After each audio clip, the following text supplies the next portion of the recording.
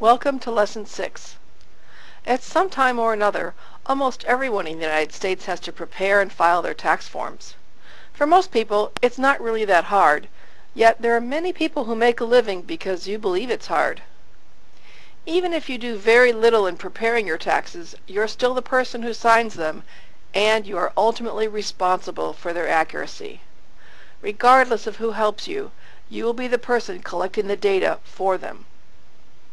In this lesson, we're going to review the IRS Form 1040 and remind you of the things we talked about in the last two lessons. So do you need to file your taxes in the first place? Technically, you don't need to file if you didn't have enough income to owe any taxes. However, if you didn't earn enough to have taxable income, but you know that, you've probably had to figure out what your taxable income was. So it's not that hard to take the next step by filing, because there's a good chance you could get some money back. There are three basic forms for filing your taxes, shown here. We'll take them one by one. As its name suggests, the 1040EZ form is greatly simplified, and it's for people with very simple income streams who are claiming the standard deduction. It can't be used for heads of household or people over 65. It can be used if you are claiming the Earned Income Credit. Since deductible IRA contributions are adjustments to income, you cannot use this form if you made a deductible contribution to an IRA.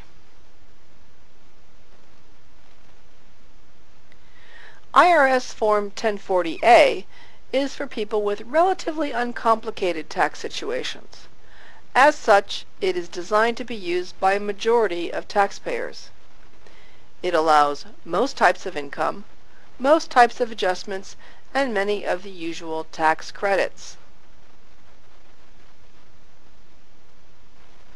IRS Form 1040 is the long form that can cover all situations of personal income taxes. It can be either pretty simple or extremely complicated. You may have to use Form 1040 if your income is greater than $100,000, you plan to itemize your deductions, and you have income from sources other than wages, or if you sold capital assets of any kind for either a gain or a loss.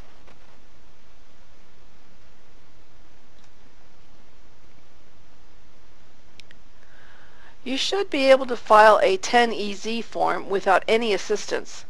The whole intent of the form's design is to make it easy to fill out. Filing 1040A is more difficult, but is still inside the ability of most people, and that's the intent. The most significant problem is probably assuring yourself that it is okay to proceed with 1040A in the first place. Using one of the available software packages is one way to check, and certainly you can expect the national chain of taxpayer services to be competent to advise you in this area.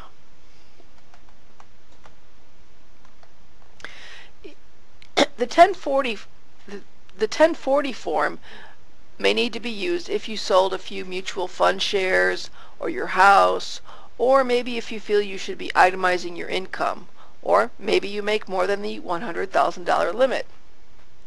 Individually, these are fairly direct, and there is little need to go up the advice ladder to an enrolled agent or a CPA. While there are a variety of technicalities that may require the use of IRA 1040, the most prevalent are the existence of some type of capital gain from the sale of something, your desire to itemize deductions, and if you have income that is not reported to the government on a W-2 form and therefore requires additional justification. Each of these situations requires its own separate form to be added or appended to your return. Capital gains are the income that you receive through the sale of some sort of property. It is the difference between the realized value and the cost basis. realized value is usually pretty easy to calculate. It is the sale price minus the expenses of holding minus the expenses of selling. The cost of holding is an area of concern and requires good record keeping on your part. Cost basis can be a lot more challenging. It is the amount paid plus any improvements minus any depreciation taken as an expense. Now you may need to start looking for some upscale assistance in completing your tax form. In order to itemize your deductions, they must exceed the amount of the standard deduction that everybody gets. Owning a home in a state with income taxes will probably suffice. Taking a deduction for medical costs you incur has a fairly high deductible threshold. You must exceed 7% of your adjusted gross income in order to deduct these costs. If you want to maximize this, you will need to have very good records. These records should include your costs of all your doctor's visits. You can even include mileage for traveling to all of your appointments, doctors, dentists, physical therapy, all of your co-pays, prescriptions, in addition to your separate insurance premiums that you may have paid for with after-tax dollars. Taxes from state and local governments are pretty easy to identify since you usually get a bill or prepare a tax return. There are some fees that do turn out to be taxes in the eyes of the IRS, but this is state specific. Your lender will provide you with a notice of the amount of interest you have been charged on your home loans. You'll need to figure out what part is deductible.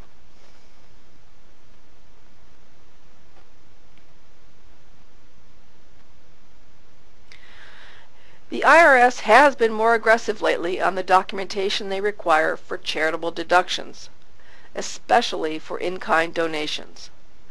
Be sure to read up on this if you're claiming this kind of deduction.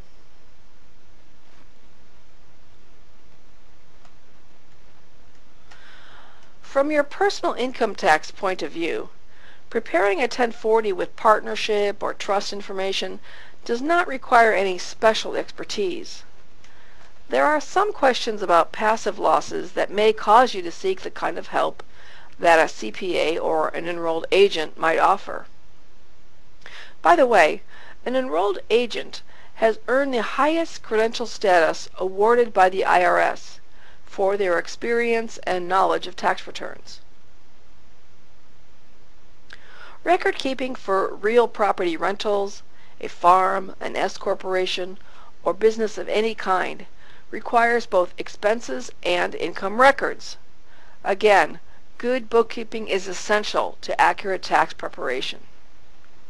Even if your business is quite small, it's a good idea to seek the assistance of some type of tax professional. Making your tax return correct is your job. Giving your tax preparer correct information is your job. They can only work with the information you give them after all. So, remember, regardless of who does it, you are responsible for the accuracy and timeliness of your tax filing.